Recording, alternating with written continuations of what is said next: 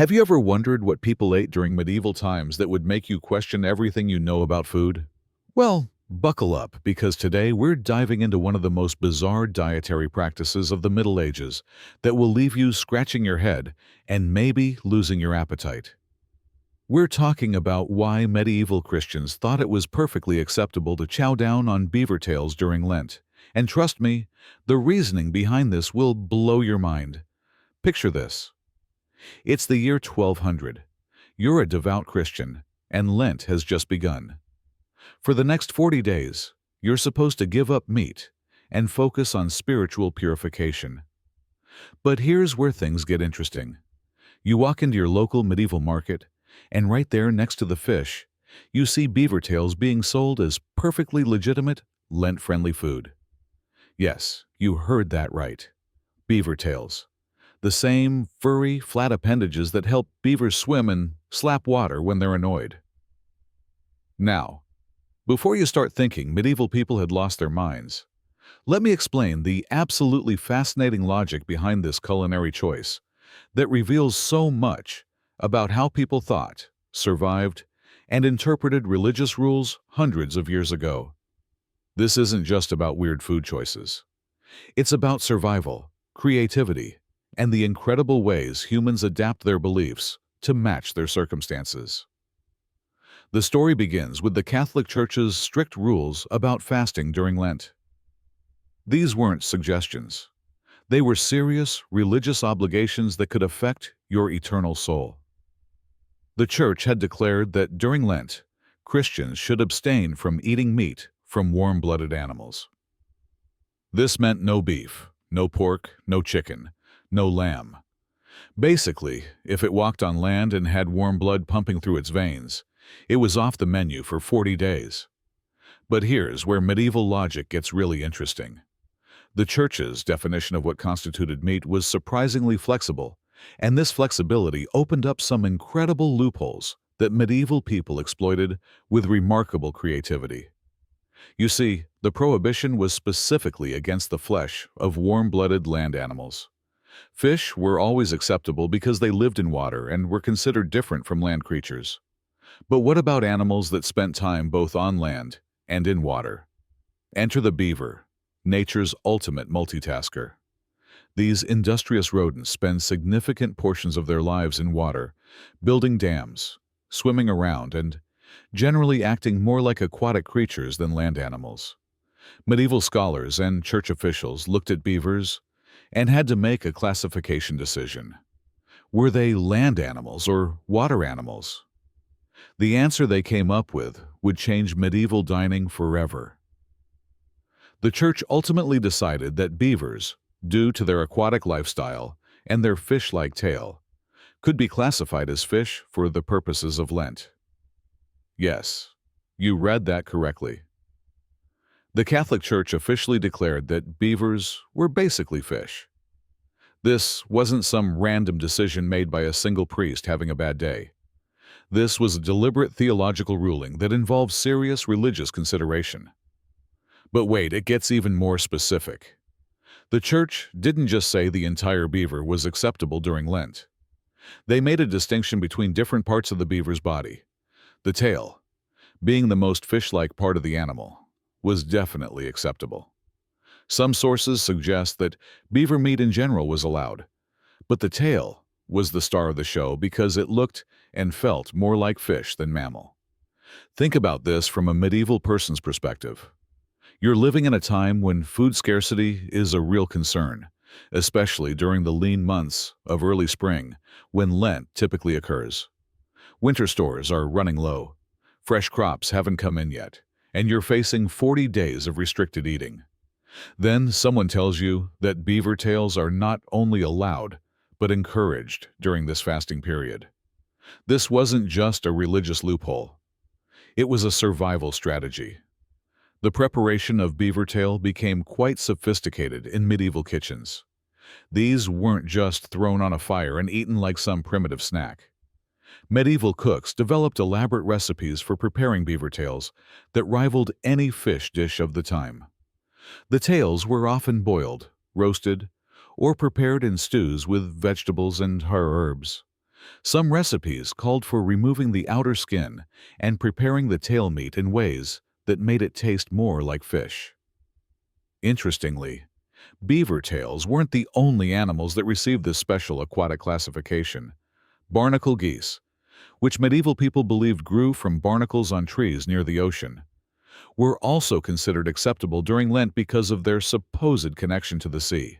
Capybaras in South America received similar treatment from Spanish missionaries, who decided these large rodents were fish-like enough to be eaten during fasting periods. The beaver tail phenomenon reveals something fascinating about medieval society's relationship with rules and authority. Rather than simply accepting hardship during Lent, medieval people actively worked within their religious framework to find solutions that honored both their spiritual obligations and their practical needs. This wasn't about breaking rules. It was about creative interpretation and adaptation. From a nutritional standpoint, beaver tails actually made a lot of sense. They're incredibly rich in fat and protein, providing essential nutrients during a time when people were restricting their normal food sources. The tail of a beaver is almost pure fat and collagen, making it an excellent source of energy during the demanding fasting period. Medieval people might not have understood the science behind it, but they definitely understood that beaver tails helped them feel satisfied and energized during Lent. The trade in beaver tails became quite lucrative in some medieval regions. Monasteries, which were required to observe Lent most strictly, became major consumers of beaver tails. Monks needed to maintain their strength for their demanding spiritual and physical labor, and beaver tails provided an acceptable way to get substantial nutrition while remaining within religious guidelines. But let's talk about what beaver tail actually tastes like, because this is probably what you're wondering right now. Historical accounts describe beaver tail as having a unique flavor that's somewhat fish-like, but also distinctly different. The texture is described as chewy and gelatinous, similar to what you might expect from eating pure fat and cartilage. Some medieval writers compared it favorably to fish, while others suggested it had its own distinct flavor profile that was quite pleasant when properly prepared. The beaver tail tradition also highlights the incredible resourcefulness of medieval people. Nothing was wasted in medieval society, and finding ways to use every part of an animal was essential for survival. Beavers were valuable for their fur, which was used for clothing and trade, but discovering that their tails could serve as Lent-appropriate food made them even more valuable. Regional variations in beaver tail preparation developed across medieval Europe. In some areas, the tails were dried and preserved for use throughout the Lent season. In others, they were prepared fresh and consumed immediately. Some regions developed spice blends specifically for beaver tail dishes, treating them with the same culinary respect given to prized fish preparations. The Church's ruling on beaver tails also demonstrates the practical flexibility that often existed within medieval religious practice. While the Catholic Church maintained strict theological positions on many issues, they also showed remarkable adaptability when it came to helping their followers live within religious guidelines while meeting basic human needs. This flexibility wasn't limited to food. Medieval Christianity often found ways to accommodate local customs and practical necessities while maintaining core religious principles. The beaver tail ruling fits into this larger pattern of adaptive religious practice that helped Christianity spread and maintain followers across diverse cultures and environments. What makes the beaver tail story even more interesting is how it reflects medieval understanding of the natural world. Medieval people didn't have modern scientific classification systems. They looked at animals and made determinations based on behavior, habitat, and physical characteristics that seemed logical to them. If a beaver spent most of its time in water and had a tail that looked like a fish tail, then maybe it was more fish than mammal. This type of reasoning extended to many aspects of medieval life. People made practical decisions based on observable characteristics and logical deduction, even when those conclusions might seem strange to us today. The beaver tail classification wasn't the result of ignorance. It was the result of applying available knowledge and reasoning to solve practical problems. The decline of beaver tail consumption during Lent came gradually as beaver populations decreased due to hunting pressure and as church interpretations became more standardized. By the later medieval period, the practice was less common, though it never completely disappeared in some regions. Modern Catholics might be surprised to learn that these medieval food classifications technically still exist in church doctrine, though they're rarely invoked today. The principles that allowed medieval Christians to eat beaver tails during Lent haven't been officially overturned. They've simply fallen out of practice as dietary options expanded and beaver populations declined.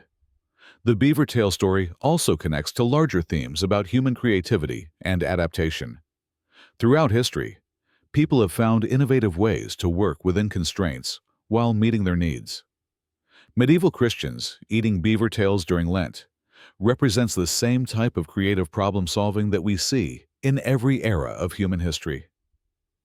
From a historical perspective, the beaver tail tradition provides insight into medieval daily life that goes beyond the usual stories about knights and castles. It shows us how ordinary people navigated religious requirements while dealing with practical concerns about nutrition and survival. It reveals the complexity of medieval society and the sophisticated ways people balanced spiritual and material needs. Today, when we think about medieval food, we often imagine simple, crude meals eaten by unsophisticated people. The reality was far more complex.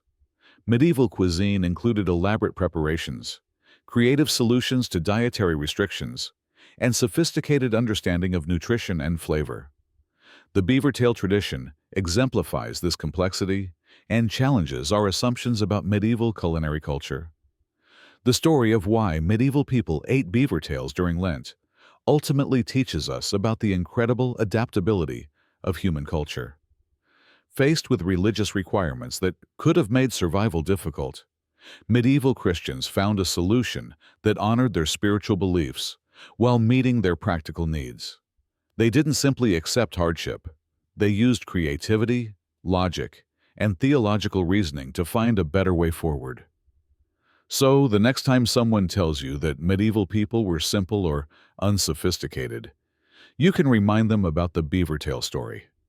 It takes remarkable creativity and intelligence to convince the Catholic Church that a furry mammal is actually a fish, and then develop an entire culinary tradition around eating its tail during the holiest fasting period of the year. This fascinating piece of medieval history reminds us that people throughout time have been creative, resourceful, and remarkably good at finding solutions to seemingly impossible problems, even when those solutions involve eating beaver tails and calling them fish.